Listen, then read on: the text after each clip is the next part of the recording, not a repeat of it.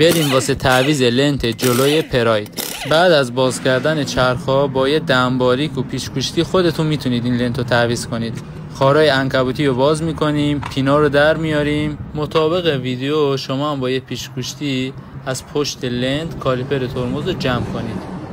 پیستون باید کامل عقب بره که بتونیم لنت نو رو جا بزنیم.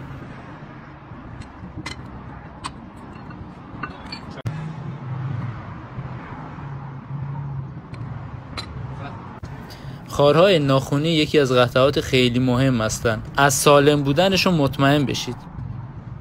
میریم برای نصب لنت. لنتی که خار هشدار دهنده داره باید سمت داخل چرخ بمونه. اگه از اکسپلور ویدیو ما رو میبینی، پیج ما رو دنبال کن. ما اینجا بهترین برندهای لنت ترمز و دیسک چرخ برای همه خودروهای ایرانی و خارجی رو موجود داریم.